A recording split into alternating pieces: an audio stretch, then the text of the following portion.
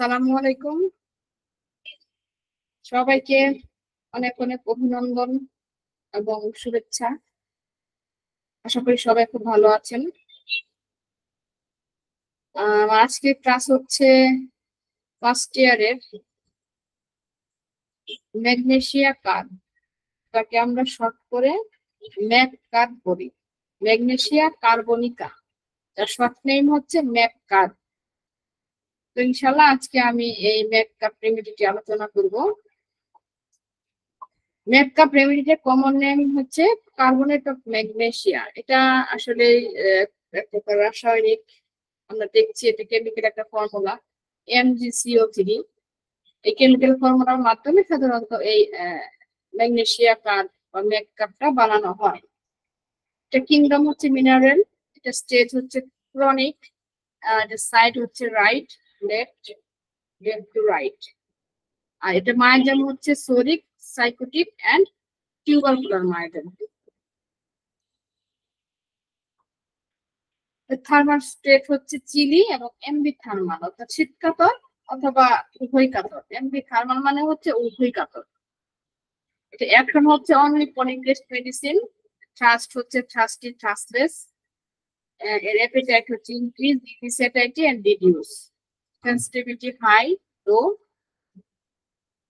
Moon phase হচ্ছে first quarter, last quarter, time phase হচ্ছে morning, noon, afternoon, forenoon, evening, night, and জেন্ডারটা হচ্ছে male, female and child, অর্থাৎ মহিলা, পুরুষ এবং বাচ্চা সব বয়সীদের জন্য এই মেকআপ রেমেডিটা একটা গুরুত্বপূর্ণ রেমেডি। আচ্ছা, এটা প্রুভিং কে করেছিলেন? আমাদের ডাক্তার হ্যানিম্যান তার chronic disease part 4 of original যেটা বই, ক্রনিক ডিজিজ বইয়ের যেটা ভলিউম পার্ট 4, এখানে তা উনি যে কন্টেইনস কিছু সিমটম পেয়েছিলেন, সেটা হচ্ছে 890টা সিমটম কিন্তু উনি পান। পরিবর্তিত নেইম নামের আরেকজন আছেন যিনি আরো 2টা সিমটম এখান থেকে পায়, অর্থাৎ তার সর্বমোট সিমটম হচ্ছে ম্যাককার্পের 892টা সিমটম। আর এটা কিন্তু প্রুফ করে আমাদের ডাক্তার শ্রদ্ধেয় হ্যানিম্যান স্যার, স্যামুয়েল হ্যানিম্যান। এবার আসি এর রিজিয়নটা কোথায়, কোন জায়গাটাতে এই মেডিসিনটা ম্যাককার্পটা খুব ভালো কাজ করে। Moral bones. আমরা কি মোরাল বোনস চিনি? মোরাল বোনসটা হচ্ছে সাধারণত এই যে গালের একটু উপরে, হ্যাঁ, যেটা আমরা আমরা যেটাকে বাংলা ভাষায় বলি মাথার চিপ।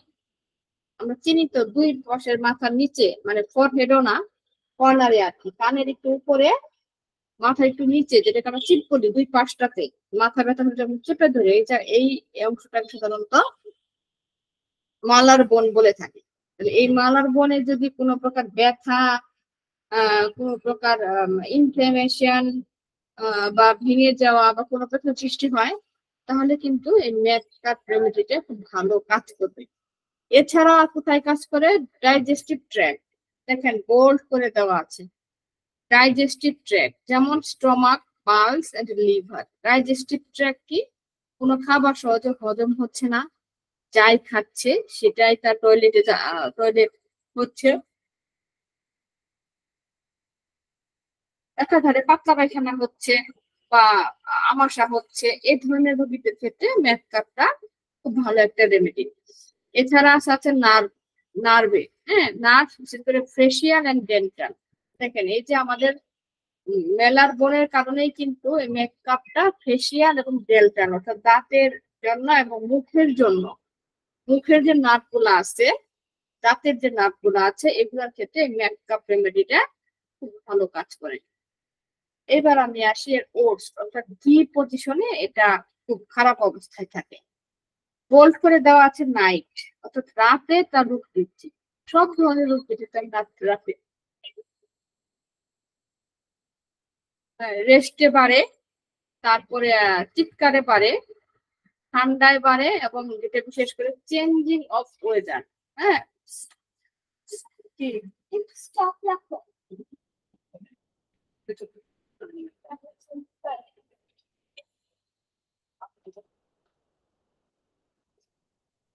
চেঞ্জ করে আসো।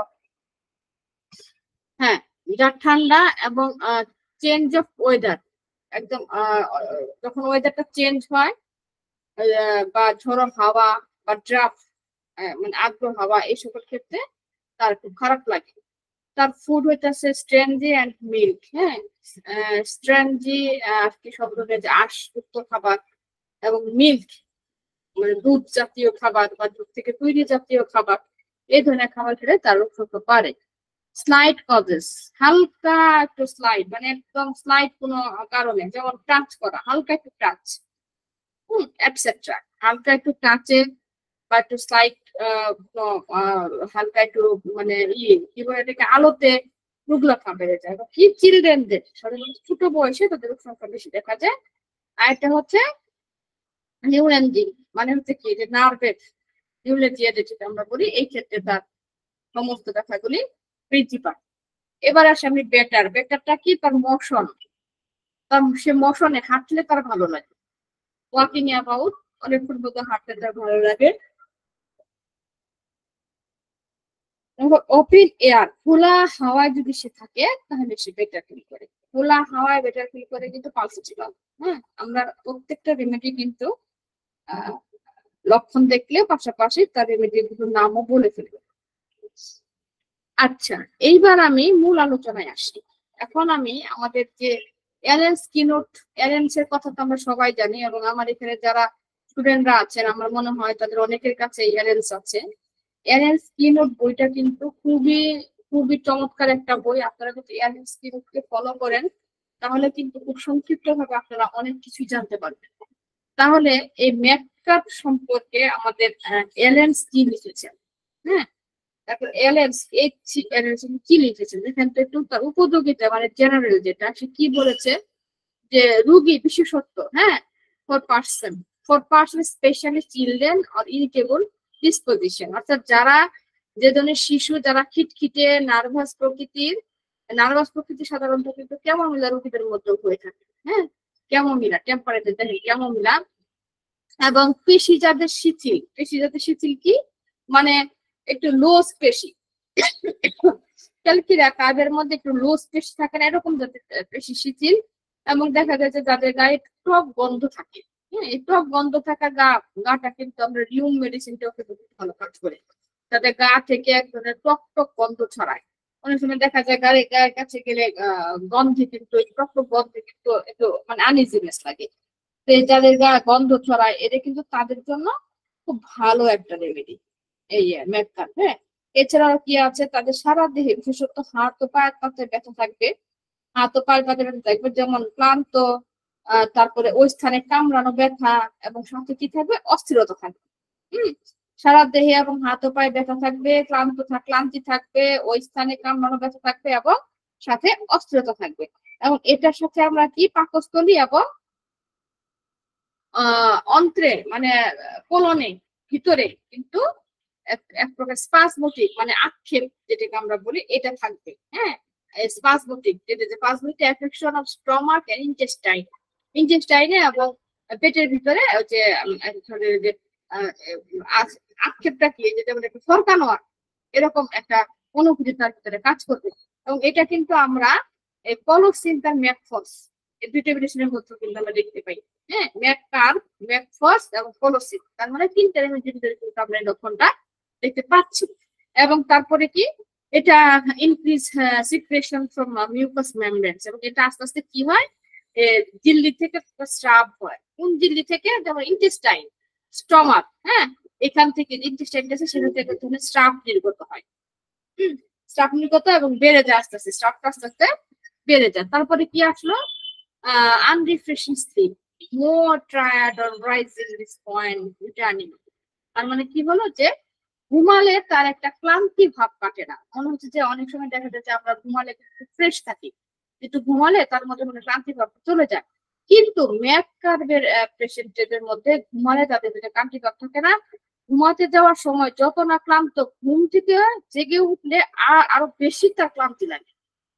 তার মানে কি, ঘুমাইলে না যতটুকু ক্লান্তি, মানে একটা ক্লান্তি যে ঘুম থেকে যতটুকু জেগে উঠে তাকে আরো বেশি ক্লান্তি লাগে। এগুলো কি কি মেডিসিনে পাওয়া যায়? ব্রায়োনে আছে, কোনিয়াম আছে, হিপারসালফার আছে এবং সালফার ওপিয়াম। এগুলোর মধ্যে কিন্তু আমরা এই লক্ষণটা দেখতে পারি যে ঘুমাইলেও তার ভিতরে ক্লান্তি দূর হয় না, বরং ঘুমোতে যাওয়ার আগে যে ক্লান্তি দূরটা থাকে, ঘুমিয়ে যাওয়ার পরে বা ঘুম থেকে ওঠার পরে তার থেকে আরো অধিক পরিমাণে ক্লান্তি লাগে পেশেন্টকে। হ্যাঁ, আরেকটা কি হইতেছে,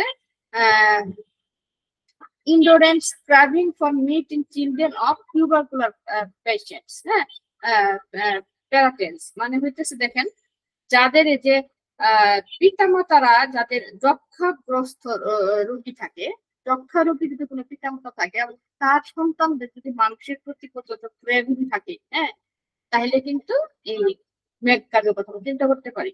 এটা আমাদের একটু ক্লিয়ার হইলেন, আমি একটু ক্লিয়ার করে দেই যে যে ধরনের পিতামাতার, হ্যাঁ, আর সন্তানেরা, যে ধরনের পিতামাতা সন্তানেরা, মানে যে পিতামাতা কি ধরনের পিতামাতা যাদের যক্ষা রোগ ছিল, মানে কোনো বাবা মা হয়তো যক্ষা রোগ আছে, তার সন্তানদের যদি মাংসের প্রতি বেশি পরিমাণে ক্রেভিং থাকে, তাহলে কিন্তু আপনি সেই যক্ষা রোগটাকে দূর করার জন্য একবার মেকআপ তাকে দিতে পারেন যদি তার সিমটম সিমিলারটা মিলে যায়। তারপর কি আছে, তার হার্ট বার্ন, মানে কি বুক জ্বালা পড়া, হ্যাঁ, বুক জ্বালা পড়া, টক ঢেকুর, বুক জ্বালা পোড়া, টক ঢেকুর উঠে এবং টকটা বমি বমি ভাব। এবং এটা কিন্তু সব থেকে ভালো হয় যদি কারো প্রেগনেন্সি অবস্থায় যদি এটা থাকে, টক ঢেকুরটা থাকে, প্রেগনেন্সি অবস্থা দেখে তার ভিতরে এই টক ঢেকুরটা আছে, তাহলে কিন্তু এই মেকআপটা কিন্তু খুব ভালো একটা রেমেডি প্রেগনেন্সি অবস্থায়। এবার আসি পেইন এর ক্ষেত্রে কি, নিউরেজিয়া, তারপর আপনার ধরেন নাইটিনিং লাইট, একদম মানে স্নায়ু ঘটিত ব্যথা। নিউরেজিয়া পেইন হচ্ছে স্নায়ু ব্যথা, চিনিক মারা ব্যথা। ব্যথাটা কি হবে, বা দিকে বৃদ্ধি হবে। হ্যাঁ, ব্যথাটা বার দিকে বৃদ্ধি হবে, যেটা আমরা কলোসিন্থের কথা চিন্তা করি। আপনার কথাটা ক্লিয়ার না।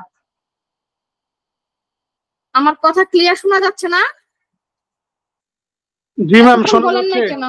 না, একটু বাধা বাধা আসছে। সুন্দরভাবে শুনতে পাচ্ছি ম্যাডাম।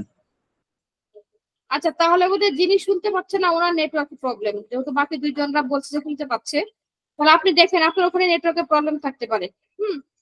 আচ্ছা, তাহলে কি হচ্ছে, ব্যথা ক্ষেত্রে কি স্নায়ু ঘটিত ব্যথা এবং চিরিক মারা ব্যথা। পেশেন্ট বলবে চিরিক মারা ব্যথা, বিশেষ করে বাঁ দিকে ভার্টেক্স মানে হচ্ছে তার মানে মাথার উপরে, হ্যাঁ, চিরিক মারা ব্যথা হবে এবং বিশ্রামের সময় সেটা তার অসহ্য হয়ে ওঠে।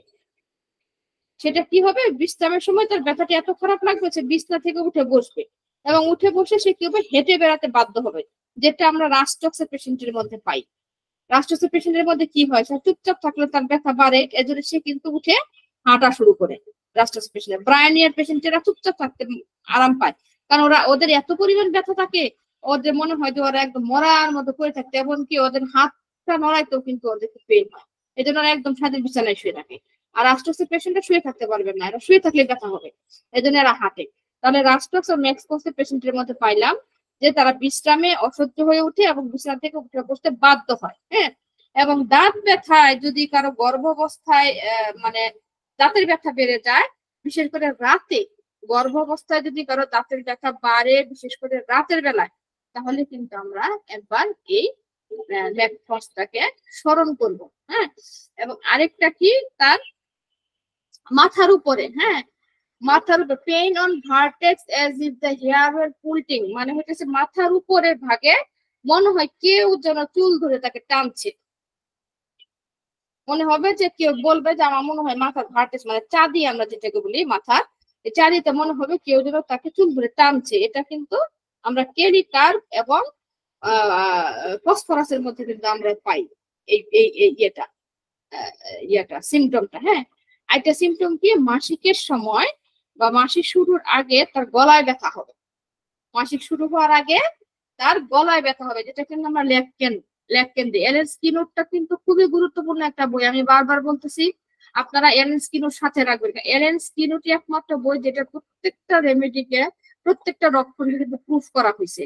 হ্যাঁ, এবং এই বইটা কিন্তু খুবই ভালো একটা বই, আপনারা এই বইটা যদি এলেন স্কিনোর যদি আপনারা মুখস্থ করতে পারেন তাহলে বুঝতে পারবেন যে হোমিওপ্যাথি কত ভালো একজন ডাক্তার আপনি, আপনাকে আর কোনো কিছু সহযোগিতা লাগবে না। এলেন স্কিনোর খুব ভালো একটা বই, এজন্য আমি বলতেছি সবাই আপনারা এলেন স্কিনোর বইটা ফলো করবেন। তাহলে দেখেন এলেন স্কিনোরটা কি বলেছে যে মানে তার গলায় হবে মাসিকের সময়, মাসিকে ঋতুস্রাব শুরুর আগে গলায় ব্যথা হবে এবং প্রসব ব্যথার মতো তার তলপেটে ব্যথা হবে। হ্যাঁ, প্রসব ব্যথার মতো তলপেটে ব্যথা হবে, এটা একদম মনে হবে কেটে ফেলার মতো ব্যথা, কেটে ফেলার মতো ব্যথা, শুল ব্যথা, এবং সাথে তার কি থাকবে, দুর্বলতা এবং শীত ভাব। সে বলবে যে সাথে আবার দুর্বলতা, শীত ভাব এবং গলায় এক ধরনের ক্ষত। এটা কখন বলবে? যখন তার পিরিয়ড শুরু হবে। হ্যাঁ, পিরিয়ড শুরু হওয়ার আগে বা পিরিয়ড শুরু হওয়ার সময়, এই সময়টাতে পেশেন্ট এই কমপ্লেনটা দিবে। তারপর কি হবে? Flow only at night on point line, অর্থাৎ স্রাব শুধুমাত্র রাতে এবং শুয়ে থাকলে হয়। এটা কিন্তু বোল্ড করে দেওয়া। হ্যাঁ, এটা বোল্ড করা ইয়েতে, যে শুধুমাত্র রোগী যদি শুধু একটা কথাই আপনাকে বলে যে আমার সারাদিনে কোনো স্রাব হয় না, কিন্তু আমি যখনই রাতে শুইতে যাই তখনই আমার পিরিয়ড হয়, একটা কথাতে শেষ, ব্যাক কাট, আর কিছু লাগে না। দেখেন পড়ার আশেপাশে কিন্তু অনেকগুলি গুরুত্বপূর্ণ কথা কিন্তু বলা হয়ে যায়। আমি জানি না আপনারা এগুলো নোট করেন কিনা, এটা কিন্তু খুবই গুরুত্বপূর্ণ। প্রত্যেকটা রেমেডির নির্দিষ্ট কিছু কিছু একক কথা আছে, এই একক কথাগুলি নিয়েই কিন্তু একটা বই তৈরি করা যায়। এই যে যেমন আমি এটা বলে ফেললাম যে স্রাব শুধুমাত্র রাতে এবং শুয়ে থাকলে হয়। কোন স্রাব? মাসিকের স্রাব। আপনি কিন্তু কোথাও এই মেডিসিনটা খুঁজে পাবেন না যে খালি মনে মনে এটা ভাববেন যে কোথায় যেন একটু পড়ছিলাম যে শুয়ে থাকলে রাত স্রাব বাড়ে। যারা রেপার্টরি করতে পারেন তারা তো আলহামদুলিল্লাহ, তারা ভালো রেপার্টরি করতে পারবেন। কিন্তু আমি মনে করি যে যখন আমি প্রত্যেকটা ক্লাস নেই, আপনাদের নোট ডাউন করে রাখা উচিত। আপনি কথাটা লিখেন যে স্রাব শুধুমাত্র রাতে এবং শুয়ে থাকলে হয়, লিখে সাইডে লিখে ফেলেন ম্যাথটা। যখন আপনার কোনো রুগী আসবে তখন যেন আপনি তাকে বলতে পারেন যে, বা বের করে দেখতে পারেন যে হ্যাঁ এটা ম্যাথ কার্ভের ভিতরে ছিল। 1 মিনিট। হ্যাঁ,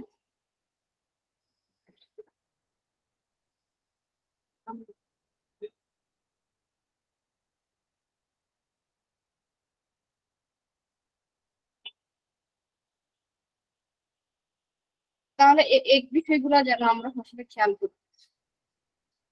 তারপরে কি হলো?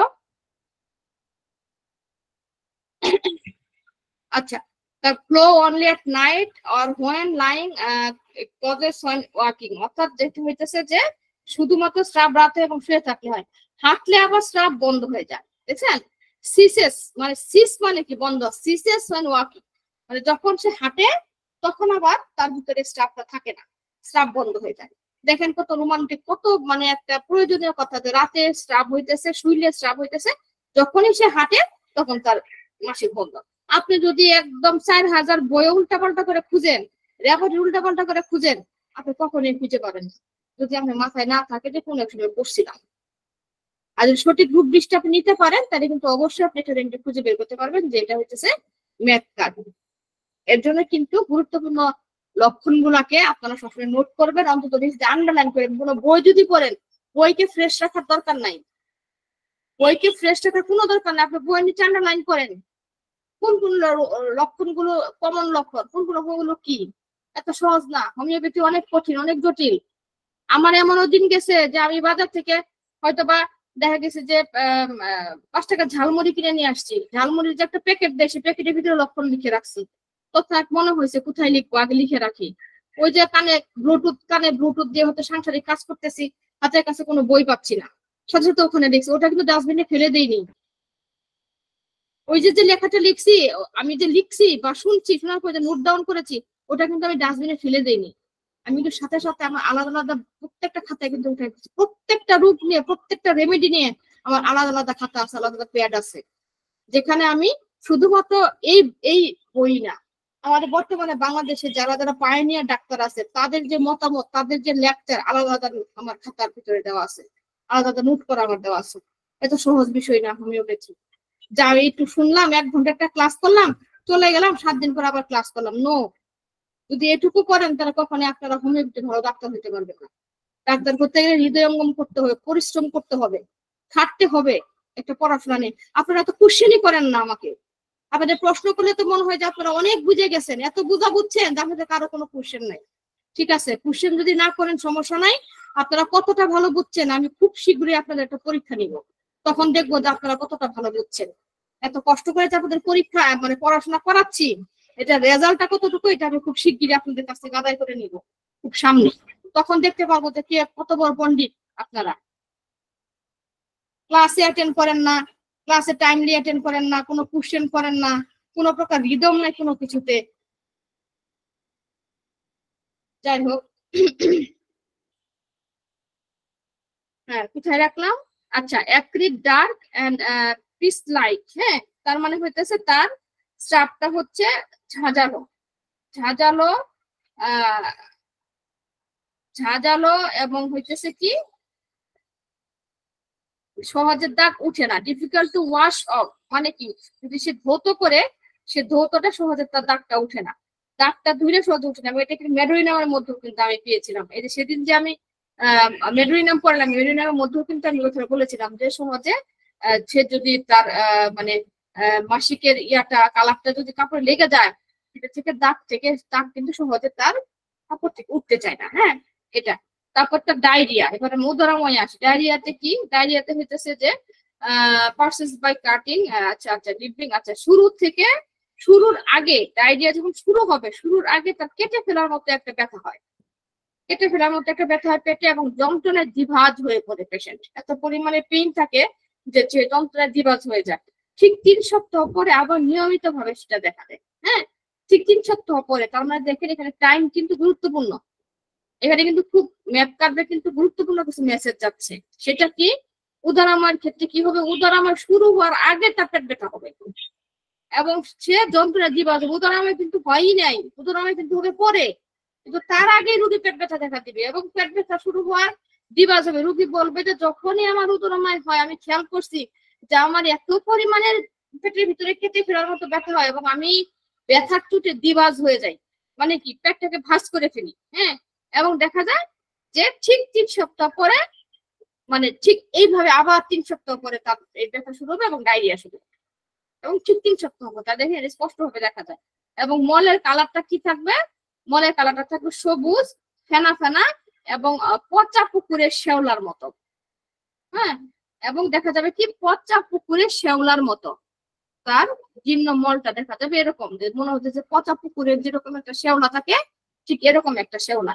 এবং সাদা সাদা চর্বির মতো খন্ড খন্ড মলের উপর ভেসে থাকবে, সাদা সাদা চর্বি। তার যে মল থেকে যে চর্বিটা পড়ছে, হ্যাঁ, টিউ লাইক মিনসেস আর around the falling in stool, মানে কি তার যে টয়লেটটা মনে হবে যে পানির উপরে ভাসতেছে চর্বিগুলা। হ্যাঁ, এরকম। এখন তো আমরা হাই কমোড ব্যবহার করি বা নর্মাল কমোড ব্যবহার করে হয়তো বা এটা এই লক্ষণটা বোঝার কোনো উপায় নাই। কিন্তু যারা হাই কমোড ব্যবহার করে তাদের খেয়াল করবেন যে টয়লেটের নিচে না গিয়ে দেখবেন উপরে ভাসতেছে চিজের মতো,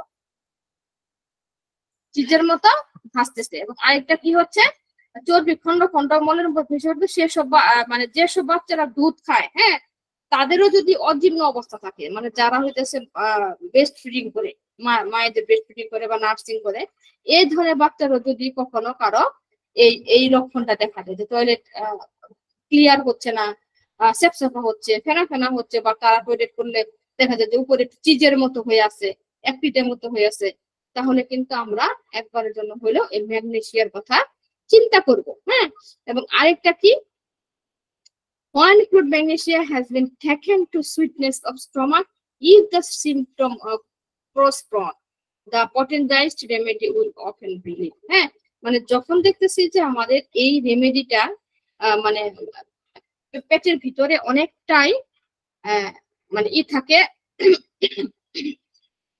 যদি লক্ষণ সাদৃশ্য থাকে যে তাকে পটেন্টাইজ করে দেওয়ার জন্য, হ্যাঁ, তাহলে কিন্তু অনেক কিছু এটা উপশম দেয়। মানে লক্ষণ যদি পান, আপনি যদি পটেন্টাইজ করে দেন অথবা শক্তিকৃত করে দেন, হ্যাঁ, সাদৃশ্য অনুযায়ী শক্তিকৃত করে দেন, তাহলে কিন্তু অনেক ক্ষেত্রেই এই লক্ষণ থেকে রিলিফ পাওয়া যায়। এই গেল আমার এরএনএস কিনোট। এখন আমার এরএনএস কিনোট শেষ। এখন যদি আমি একটু ডেস্কটপ গাইডের দিকে যাই, এটা কিন্তু আমাদের ডাক্তার রজার মরিসন এমডি, উনি কিন্তু এই ডেস্কটপ গাইডটাকে ফলো করতেন। আমি বেশিরভাগ সময় রজার মরিসনকে ফলো করি। তাহলে এই রজার মরিসন আবার কি লিখছেন এই ম্যাকট্রাপ সম্পর্কে? উনি কিন্তু ম্যাকট্রাপ সম্পর্কে বেশ কিছু চমৎকার কিন্তু কিছু সিমটম তুলে ধরছে। যেমন তার মাইন্ড, একটু খেয়াল করি। মাইন্ড কি? Anxiety in the day, amelioration evening in bed. অর্থাৎ তার মাইন্ড অ্যাংজাইটি, উদ্বিগ্ন হয় কখন? দিনের বেলায়। এবং যখন সে বিকেলের বেলা যখন সে বিছানায় যায় তখন তার ভালো লাগে। এই চমৎকার একটা বিষয়। তারপরে আবার কি যাদের এই যে মানে আছে, এই যে পেসমেকার লাগানো আছে, হ্যাঁ, বুকের ভিতরে যারা অনেক সময় দেখবেন যাদের হার্টের সমস্যা থাকে, অনেক সময় বুকের ভিতরে কিন্তু এই পেসমেকার বসায়। এই পেসমেকার যাদের লাগানো আছে এরা কিন্তু সহজে ঝগড়াঝাটি মানে নিতে পারে না, জুড়ে আওয়াজ, হ্যাঁ, জুড়ে শব্দ কোনো কিছু, বা একটু ঝগড়া করলো বা একটু রাগ করলো পেসমেকার বিষয়ে, এই রাগ করার পর থেকে যদি দেখা যায় যে তার মানে মেমোরি কোনো কারণে একটু মানে শর্ট হয়ে গেছে, মানে কি বলবো আমি, ডিসমেমোরি, মানে ভুলে গেছে কিছু বা স্মৃতিতে আনতে পারতেছে না। পেসমেকার লাগানো কোনো রোগী যদি কোনো ঝগড়া বা রাগ বা চিৎকার চেঁচামেচির পরে যদি তার মেমোরিটা শর্ট হয়ে যায়, অর্থাৎ সে চিনতে পারে না কাউকে, বুঝতে পারে না কাউকে, তাহলে কিন্তু এই ম্যাকআপের রেমেডিটা খুব ভালো একটা রেমেডি। আর একটা কথা এখানে বলা খুব দরকার, যেহেতু পেসমেকারের কথা আসলে আমি বললাম, আমরা যখন সাইলেশিয়া রেমেডিটা দিব তখন কিন্তু আমরা অনেক চিন্তা ভাবনা করে পেশেন্টকে দিব। হ্যাঁ, যদি কারো বুকে পেসমেকার বসানো থাকে, কারো হার্নিয়ার কারণে ম্যাশ বসানো থাকে, যদি কোনো পেশেন্টের প্রেগনেন্সি অবস্থায় আপনার কাছে আসে, বা ফরেন কোনো বডি তার ভিতরে লাগানো থাকে, হ্যাঁ, অনেকে দেখা যায় যে পা ভেঙে গেছে, পেডেলা ভেঙে গেছে, পেডেলা জোড়া দেওয়ার জন্য হচ্ছে একটা স্ক্রু ঢুকাই দিছে পায়ে। তারপর আবার হার্টের জন্য ওপেন হার্ট সার্জারির সময় অনেকে দেখা যায় ব্লক করাই দেয়। হ্যাঁ, এগুলো না জেনে যদি আপনি তাকে সাইলেশিয়া দেন তাহলে কিন্তু সে রোগীকে চরম ক্ষতির দিকে নিয়ে যাবে। তাই আমি বারবার বলে দিতেছি, সাইলেশিয়া দেওয়ার আগে রোগীকে ভালো করে আগে জেনে নিবেন যে তার 6 মাসের মধ্যে কোনো ধরনের অপারেশন হয়েছে কিনা, এবং যে ধরনের কথা বললাম সেটা, এবং সে গর্ভবতী কিনা। খেয়াল রাখবেন, গর্ভবতী মাইকে যদি আপনারা সাইলেশিয়া দেন তাহলে কিন্তু সে বাচ্চা অ্যাব্রোট হয়ে যাবে, কারণ সাইলেশিয়া সবসময় ফরেন বডিকে বের করে দেয়। যে কোনো ফরেন বডি আপনি কাটা, এর জন্য আমরা সাইলেশিয়া কাটা হলে সাইলেশিয়া এক নামে দেই, কিন্তু একবার কি আমরা খেয়াল করি, এক কথা নির্বাচন করি যে এই যে আমি যে রোগটা কাটা গলায় বিচ্ছে তাকে আমি সাইলেশিয়া দিলাম, তার তো হার্টের সমস্যা থাকতে পারে, তার তো ব্লক থাকতে পারে, রিং করানো থাকতে পারে, তার তো মেশ করানো থাকতে পারে, তার তো পেসমেকার থাকতে পারে, তার তো মাত্র সে তো এমন হতে পারে যে সে সার্জারি করে বাসায় আসছে, এরপরে মাছ খেতে গিয়ে তার কাটা বিনছে। এই ধরনের ভুল যেন আমরা কখনোই না করি। আমরা সাইলেশিয়া ওষুধ দেওয়ার আগে অন্তত 10 বার করে হলো ভাববো যে আমার মেডিসিন আমি দিচ্ছি এটা ঠিক কিনা, এটা যে পদ্ধতিতে দেন, আপনি 50 দেন শুধু 50 দেন, এটা আপনাদের কাছে আমার বিশেষ বিশেষ অনুরোধ। তারপরে কি আছে, তারপর সেন্সিটিভ, সে কিসে সেন্সিটিভ? শব্দের প্রতি, গন্ধের প্রতি, আলোর প্রতি, বিশেষ করে শব্দের প্রতি সে প্রচন্ড সেন্সিটিভ। হ্যাঁ, শব্দের প্রতি সেন্সিটিভ, এবং সে ফেয়ার হচ্ছে, সে মানে fair of aggravation of violence, মানে ভায়োলেন্স হইলেই মানে তার শব্দ ভয় পায় আর কি। যে কোনো কিছু সে যদি রাগ হয়, প্রচন্ডতা হয়ে যায় রাগের মধ্যে, তখন তার একটা অস্থিরতা বা ভয় কাজ করে। আর এছাড়াও তার দেখা যায় যে সে যখন সকালবেলা ঘুম থেকে উঠে, হ্যাঁ, সকালবেলা ঘুম থেকে ওঠার পরে যে যখন একটু হাঁটাচলা করে, তখন কিন্তু তার ভিতরে একটুখানি মেমোরিটা একটু ক্ষীণ থাকে, মানে অনেক স্মৃতিতে সে হারাই ফেলে, অনেক কিছু সে বলতে চায় না বা বুঝতে চায় না। এটা হচ্ছে কি সকালবেলা ঘুম থেকে ওঠার পর। এবার আমি আসি জেনারেলি কি আছে তার, এটা আমরা জানি শর odour from secretion and discharge, অর্থাৎ তার শরীর থেকে যে প্রকার ঘাম হয় সেই ঘামটা হইতেছে কি এক ধরনের টকটক গন্ধ। টকটক গন্ধ, পাসপিরেশন, শুধুমাত্র ঘাম না, এখানে কিন্তু ডেস্কটপ গাইডে কিন্তু দেওয়া আছে, বলেছেন যে শুধুমাত্র ঘাম না, এখানে মিনসেস, মাসিকও তার টকটক গন্ধ হবে, বমিটিংও টকটক গন্ধ হবে, এবং ডায়রিয়াটা তো টকটক গন্ধ থাকবে। একটু খেয়াল করেন, তাহলে টক জাতীয় গন্ধ ক্ষেত্রে কিন্তু তাহলে আমরা কথা চিন্তা করবো, তার কি, তার বমি টক, তার ডায়রিয়া টক, তার মাসিক টক, এবং তার হয়েছে কি ঘাম টক। যদিও এইটা হিপার সালফার এবং রিউমেক্স এর মধ্যে কিন্তু আছে, হিপার সালফার এবং রিউমেক্স মেডিসিনটার মধ্যে কিন্তু এই দুইটা লক্ষণ গুলাই আছে। হ্যাঁ, তারপরে কি তার জেনারেল অ্যাগ্রাভেশন সাধারণত রাত 3টা থেকে 4টা, এটা কিন্তু কেলি কার্ডের মধ্যে আছে 3টা থেকে 4টা। আবার ম্যাক কার্ডের মধ্যে কিন্তু আমরা দেখি যে এই 3টা থেকে 4টার মধ্যে তার অ্যাগ্রাভেশন হবে। আর জেনারেলি তার খারাপ লাগবে, হ্যাঁ, জেনারেলি তার খারাপ লাগবে ড্রাফট, মানে হচ্ছে হালকা বাতাস, হালকা আর্দ্রতা, যেদিন একটু উষ্ণ আর্দ্রতা, যেমন এখনকার ওয়েদারটা যেমন একটু উষ্ণ আর্দ্রতা, এই বৃষ্টি হবে হবে কিন্তু হচ্ছে না, কিন্তু কেমন যেন একটু ড্যাম ড্যাম মার্কার দিন। এই দিনে ম্যাথ কার্বের রোগীদের মধ্যে অ্যাগ্রাভেশন হবে। এবং শুধু ম্যাথ কার্ব না, এখানে ক্যালিকার্ব, সাইলেশিয়া, সরিনাম, হিপার সালফার এই রোগীদের মধ্যে কিন্তু এই উষ্ণ আবহাওয়া তাদের সকলের তখন বৃদ্ধি পায়। এবং আরেকটা কি, জেনারেলি ওটস ফ্রম 1-4, যদি কোনো পেশেন্ট এসে বলে যে আমি একটু গরম খাবার খেলে আমার মাথা ব্যথা, অ্যাংজাইটি এবং নিউরোলজিক মানে কি নিউরোপেন বেড়ে যায়, তাহলে কিন্তু আপনি তাকে ম্যাথ কার্বটা দিতে পারেন। এবং আছে obesity and flabbiness in the tissue, কারো টিস্যু, এটা যদিও আপনার প্যাথোলজিক্যাল টার্ম, ক্লিনিক্যাল টার্ম, কারো টিস্যু দেখা গেল যে কোনো কারণে একটু মানে ইয়া হয়ে গেল, ওবেসিটিটা হয়ে গেল, মোটা হয়ে গেল, হ্যাঁ, বা ফ্লেভিনেস হয়ে গেল, তাহলে কিন্তু সেক্ষেত্রে এটা হ্যাঁ ইয়ের কাছে। এছাড়া একটা আছে যেমন হচ্ছে স্কার টিস্যু আমরা যেটা বলি, অনেক সময় দেখা যায় অপারেশন করার পরে বা সার্জারি করার পরে যে কাটার অংশটা থাকে সেটা একটু স্কার হয়ে যায়, একটু ফ্ল্যাবি হয়ে যায়, মোটা হয়ে যায়, এই ক্ষেত্রে কিন্তু ম্যাথ কার্ব ভালো একটা রেমেডি। তারপরে কি, জেনারেলি খারাপ লাগে তার কখন, যখন তার মাসিক চলে, ডিউরিং মিন্সেস, গোল্ড হয়ে যাওয়া, হ্যাঁ, ডিউরিং মিন্স মাসিক চলাকালীন অবস্থাতে তার খারাপ লাগে, এবং every month ghost of cold throat, এবং প্রতি মাসে দেখা যাবে যে তার গলায় ক্ষত হবে, যেটা কিন্তু অলরেডি আমি এই এরএস কিন্তু পড়াই ফেললাম, যে মাসিক চলাকালীন অবস্থায় বা মাসিক চলাকালীন আগে তার সবসময় গলা ব্যথা হবে এবং সে দুর্বলতা ভোগ করবে এবং তার ভিতরে ঠান্ডা লাগবে। এটা কিন্তু বলে বলে ফেলেছে স্কিনতে।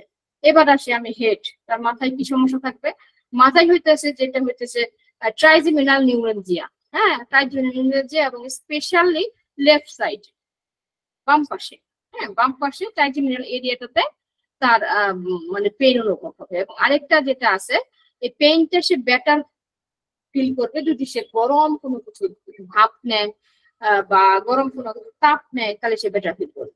আর খারাপ থাকবে ড্রাফে এবং হাঁটাতে এবং প্রেসিং এ, প্রেসার দিলে বেটার ফিল করবে। আর খারাপ থাকবে ইয়েতে, ড্রাফে। ভালো ফিল করবে কিসে কিসে, গরম ছাপ দিলে, হাঁটলে এবং প্রেসার দিলে, তিনটা কাজ করলে সে ভালো ফিল করবে।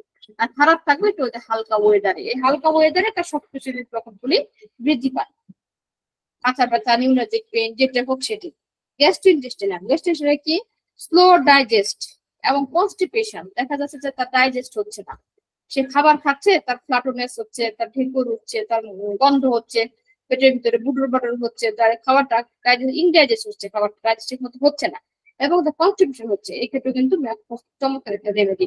এছাড়া আছে কি, ডায়রিয়া, স্পেশালি আফটার মিল্ক, যদি মিল্ক খাওয়ার পরে, দুধ খাওয়ার পরে কারো ডায়রিয়া হয় এবং সে যদি দেখা যায় যে লাঞ্চ করার পরে তার খারাপ অবস্থা হয়ে গেল, যে কোনো ব্যক্তি বলে যে আমি লাঞ্চ করার পর থেকে আমার ডায়রিয়া, খুব খারাপ অবস্থা, অথবা দুধ খাইছি, দুধ খাওয়ার পরে আমার ডায়রিয়া, হ্যাঁ, তাহলে কিন্তু এই ম্যাথ কার্বের কথা আমরা একবার চিন্তা করবো।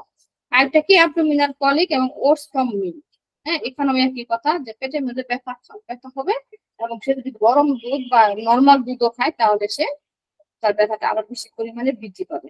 হেপাটাইটিস এবং woods or pill store and liver disturbance, মানে লিভারের যত ধরনের সমস্যা বা টয়লেটের যত ধরনের সমস্যা, ইনডাইজেশন হয়, তাদের ক্ষেত্রে ভালো কাজ করে। আরেকটা আছে যে সে কিন্তু ক্র্যাভিং, মানে তার খাবারের ইচ্ছাটা কি, সে কিন্তু বাটার এন্ড ব্রেড খুব পছন্দ করে এবং ভেজিটেবল। চিন্তা করেন, তার একদম অদম্য ইচ্ছে খাবার। আমি বলেছি ডিজায়ার আর ক্র্যাভিং এর মধ্যে পার্থক্য।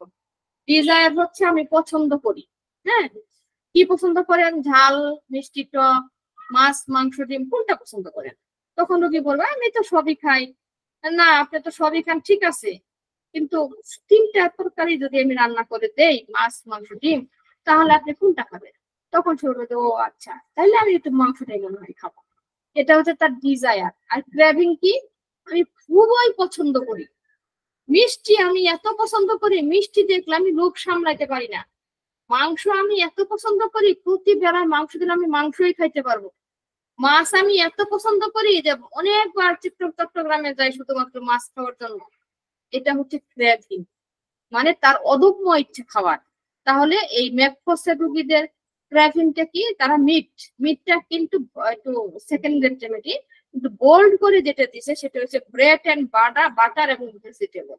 দেখেন, সবারই ক্র্যাভিং থাকে মিষ্টি, ক্র্যাভিং থাকে, হচ্ছে স্পাইসি ফুড, গোস্ত। কিন্তু ম্যাককার্ভে রোগীদের ক্র্যাভিং থাকে কি ভেজিটেবল, অর্থাৎ তারা শাকসবজির প্রতি প্রচুর দুর্বল, তারা প্রচুর ভেজিটেবল খায়। ম্যাককার্ভে রোগীদের দেখেন একটা খাওয়া থেকেও কিন্তু আমরা রোগীকে নির্ণয় করে ফেলতে পারি। একই সাথে ডাইনিং এ বসছেন বা বিয়ে বাড়িতে গেছেন, দেখা গেল যে একটা লোক প্রচুর পরিমাণে সবজি খাচ্ছে, কেউ আছে ডায়াবেটিস এর জন্য খাচ্ছে, সেটা অন্য বিষয়। খাচ্ছে, যদি আমরা জিজ্ঞাসা করেন কি ব্যাপার ভাই আপনি এত সবজি খাচ্ছেন যে ডাইনিং এত কিছু দেওয়া, সে বলবো যে ভাই আমার সবজি খুব পছন্দ, আমি ছোটবেলা থেকে সবজি খাই। তো জিজ্ঞাসা করেন খালি কি সবজি পছন্দ না আরো কিছু পছন্দ? তো ভাই কি বলবো, রুটি আর বাটার যদি হয় আমার আর কিছুই লাগে না, বিশেষ করে বাটার বনগুলি। তো সকালবেলা রেডি নাস্তা করি, আর সঙ্গে যদি সবজি তো কথাই নাই। দেখেন এই দুইটা কথাতে কিন্তু আপনি আলাদা করে নিতে পারলেন যে সে ম্যাকফাস্টের রোগী। এবং দেখা গেল যে কেউ হয়তো বাটার খেয়ে বা ভেজিটেবল খেয়ে তার সমস্যা দেখা দিল, হয়তো তার ইনডাইজেশন যেটা বললাম আর কি, বা পাতলা পায়খানা হচ্ছে, তাহলেও কিন্তু ম্যাকফাস্ট খুব ভালো কাজ করবে। হ্যাঁ, তাহলে ম্যাকফাস্ট খুব ভালো কাজ করবে। আর এভারশনটা কি? ফ্রুটস। হ্যাঁ দেখেন এটা পোলার সিমটম, ভেজিটেবলটা দেখেন পোলার সিমটম, ভেজিটেবলটাকে অ্যাভার্শনও দিছে, ক্রেভিংও দিছে। পোলার সিমটম কি? পোলার সিমটম সম্পর্কে হয়তো আপনাদের কোনো ধারণা নাই, আমি একটু ধারণা দিয়ে দেই। যে লক্ষণের উপরে দুইটার দিকে কাজ করে তাকে হয়তো পোলার সিমটম বলা যায়। যেমন দেখেন এখানে আমাদের যে ডেস্কটপ গাইডে কিন্তু এখানে বোল্ড করে দেওয়া আছে ক্র্যাভিং ভেজিটেবল, আবার ক্র্যাব অ্যাভার্শন ভেজিটেবল। মানে কি? প্রচন্ড খাওয়ার ইচ্ছা থাকবে, অথবা সে একদমই খাবে না শাকসবজি, একদমই তার অপছন্দ, কিন্তু ব্রেড এন্ড বাটার সাথে তার পছন্দ থাকতে হবে। দেখবেন একটা মানুষ সে প্রচুর শাকসবজি খাচ্ছে, সাথে ব্রেড এন্ড বাটার পছন্দ, ম্যাগনেসিয়াম। কোন একটা রোগী হয়তো সে শাকসবজি মোটেই পছন্দ করছে না, কিন্তু ব্রেড এন্ড বাটার পছন্দ, তাহলে কিন্তু তাকে ম্যাগনেসিয়াম দিতে পারেন, মানে ম্যাগনেসিয়া কার্বনেট, ম্যাককার্ব। হ্যাঁ, এবং সাথে তার কি আবশ্যক? ফ্রুটস, ফল। সে ফল খেতে চায় না, ফল পছন্দ কিন্তু করে চায়না রোগীরা, যারা চায় না তারা ফল ফল কিন্তু পছন্দ করে। এই গেল আমার বেস্ট ইন্টেস্টাইনাল। এবার আসে ইউরোজেনিটাল। ইউরোজেনিটাল কি? Menses flow during night only. এটা আমরা পড়লাম এলেন স্কিনুতে যে শুধুমাত্র মাসিকটা রাতে হবে। হ্যাঁ, এবং স্টপ হবে দিনের বেলা। শুধু রাতে মাসিক হবে, দিনের বেলা কোনো প্রকার মাসিক হবে না। স্টপ দিনের বেলা স্টপ থাকবে, মিনসেস রাতে বেলা মাসিক হবে, এবং হাঁটলে তার মাসিক বন্ধ বন্ধ হয়ে যাবে। এটা একদম বোল্ড ধরে দেয়, এবং ভবিষ্যতের মধ্যেও কিন্তু এই ইয়াটা আছে, এটা একদম বোল্ড করে দেওয়া আছে। ডেস্কটপ গাইডও পেলাম, আমি এলেন স্কিনেও পেয়েছি, এবং আমি যতগুলো বই ফলো করেছি প্রত্যেকটা বইয়ের ভিতরে এই লক্ষণটা একদম বোল্ড করে দেওয়া আছে। আপনারা যারা রেপার্টরি করেন তারা রেপার্টরি করেন, তারা রেপার্টরির ভিতরে লিখেন মিনসেস ফ্লো ডিউরিং, হ্যাঁ, নাইট অনলি। হ্যাঁ, তাহলে দেখতে পাবেন বোল্ড করে ম্যাপটা করে দেওয়া আছে। এবং মিনসেস আর্লি হয়, বিশেষ করে 21 দিনের মধ্যে। পেশেন্টের মাসিকটা 21 দিনের তার থাকে, সাধারণত 28 দিন বা 27 দিনের পর পর মহিলাদের মেনসেস হয়, কিন্তু ম্যাককার্ভের রোগীগুলা 21 দিনের মধ্যে তাদের পিরিয়ড শুরু হয়ে যাবে। হ্যাঁ, এক্সট্রিমিটিস কি? তার পায়ের পাতা খুব গরম থাকে, এবং আনকাভারিং অবস্থাতেও তাদের পায়ের পাতা খুব গরম থাকে। এমন না যে ঢেকে রাখছে, সে সক্স পরছে বা কোনো কাপড় দিয়ে ঢেকে রাখছে তাই তার পা গরম না, যখন আনকাভারিং যদি থাকে সে অবস্থা তাদের পায়ের পাতাটা গরম থাকে। স্লিপ, তার ঘুম কেমন? দেখেন প্রত্যেক রাত্রে সে 3টার মধ্যে তার ঘুম হয়ে যায়। হ্যাঁ, ক্যান নট স্লিপ এগেইন, এবং সে সময় কিন্তু সে পুনরায় ঘুমাতে পারে না, মানে মাঝরাতে তার ঘুম থাকে। প্রত্যেকটা ক্যালিক গ্রুপের, আমি কিন্তু ক্যালিক পড়াইছিলাম আপনাদের, ক্যালিক গ্রুপ, এই ক্যালিক গ্রুপের মধ্যে ম্যাককার্ভ, তারপরে ক্যালিকার্ভের রোগীদের মধ্যে কিন্তু মাঝরাত 3টে থেকে 4টার মধ্যে কিন্তু তাদের ঘুম ভেঙে যায়। হ্যাঁ, কিন্তু ম্যাককার্ভের মধ্যে পার্থক্যটা কি? কিন্তু সে কিন্তু আর পুনরায় ঘুমাইতে পারে না। ক্যালিকার্ভের রোগীরা হয়তো নড়াচড়া করে, কিন্তু পরবর্তীতে আবার ঘুমায় যায়। ম্যাককার্ভের রোগীদের মধ্যে আর কোনো ঘুম হয় না, এবং তারা কি আনফ্রেশ ভাবে, খুব আনফ্রেশ লাগে একদম সকাল পর্যন্ত তখন জাগে। হ্যাঁ, একদম মানে last ten hour of more, মানে একদম ঘন্টার পর ঘন্টা দেখা যায় তাদের এই যে ঘুম হলো না, এই কারণে কিন্তু ম্যাককার্ভের রোগীদের মধ্যে একটা আনফ্রেশ ভাবলো, মানে ফ্রেশ থাকবে না, দেখে বোঝা যাবে যে কি বলবো আর উডন চন্ডী বা একটু ফুসকে উস্কু ফুস্কু ভাব। কিন্তু ক্যালিকার্ভের রোগীদের মধ্যে কিন্তু সেটা না, ওরাও জেগে যাবে, ওরা আবার একটু পরে ঘুমাইলেও তো ঘুমিয়ে যাবে, কিন্তু ওদের যেটা ফ্রেশ লাগবে। তার এই ঘুমের জন্য কিন্তু এই মানে দুইটা ভাগ কিন্তু আমি এখানে করিয়ে দিলাম। তো এবারে একদম লাস্ট পর্যায়ে চলে এসেছি। ম্যাগনেসিয়া কার্বনিক আর কম্পেয়ার মেডিসিন গুলি হচ্ছে এলোন, অ্যান্টিমফ্রুট, calcarea carb, cocculus, ipecac, magnesium, ম্যাগফসমাস, ভূমিকা, রিউম, তারপরে সিপিআই, এগুলো হচ্ছে কম্পেয়ার। আর সিমিলার গুলো হচ্ছে কি ওই এরোসোপেটিনা, অ্যান্টিমফ্রুট, ক্যালকেরিয়া কার্ব, গ্রাফাইটিস, ইপিকাক, লাইকেন। আর এদের অ্যান্টিডোট মানে ডিউরেশন অফ অ্যাকশন এটা হচ্ছে যে 40 থেকে 50 দিন পর্যন্ত। হ্যাঁ, ডিউরেশন অফ অ্যাকশনটা হচ্ছে 40 দিন থেকে 50 দিন পর্যন্ত এর অ্যাকশনটা কার্যকরী থাকে। তো থ্যাংক ইউ। আজকের মতো সবাইকে এখানেই শুভেচ্ছা জানিয়ে আমি আমার আলোচনা শেষ করছি।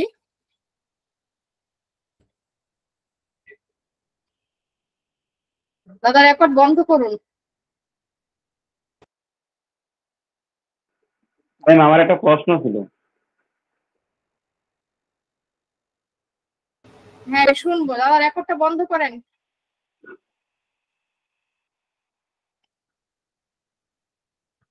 দাদা শুনতে পাচ্ছেন? আগে রেকর্ডটা অফ হোক, তারপরে কথা বলছি। জয়ন্ত দাদা শুনতে পাচ্ছেন? রেকর্ডটা অফ করুন।